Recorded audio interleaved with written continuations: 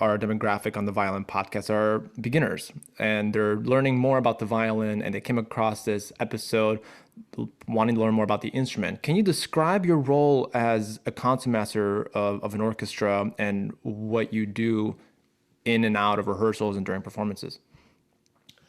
Absolutely. The concertmaster, just on a pure definition, is the first chair violinist of an orchestra. And there are more violins than any other instrument in an orchestra, usually in a big major orchestra, like over 30.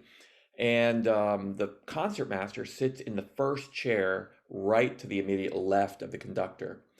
And back, centuries ago, music was such that they basically had smaller orchestras without so much complexity and without brass instruments, and it slowly expanded. But it used to just be smaller ensembles, and there was no conductor, and the concertmaster would just kind of play and lead, and everybody would watch.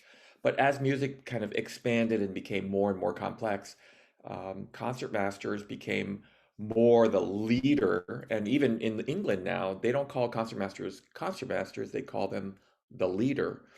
Uh, so concertmasters began leading more with kind of facial expression, body motion. And then when music became more and more complex, then the keyboardist, sometimes there was a harpsichord or pianoforte, they would kind of lead by stomping a big like stick on the stage, and that would kind of create the beat, but that's loud and ugly. And so eventually the conductor became critically important to keeping everybody together and kind of being the traffic cop and the interpreter. But the concertmaster's role stuck.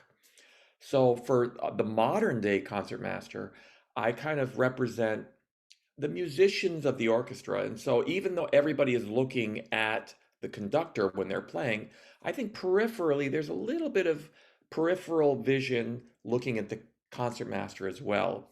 Um, so I guess I could say that a concertmaster is kind of uh, a translator between the conductor trying to convey their wishes, how they want to interpret the music, to the membership of the orchestra, and I'm trying to read their mind, and through facial expression, movements, I'm trying to show what the conductor wants. Off stage, I occupy many different roles, including I'm helping with fundraising. I'm in the press a lot, doing interviews, tons of stuff like that.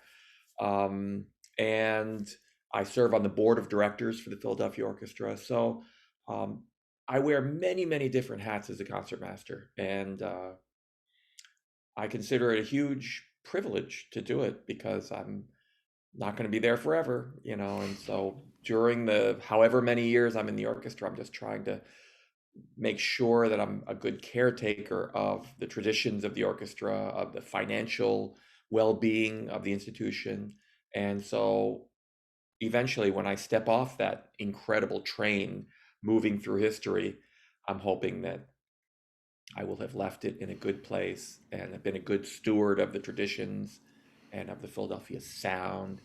And the next concertmaster will come up and hopefully take up where I left off.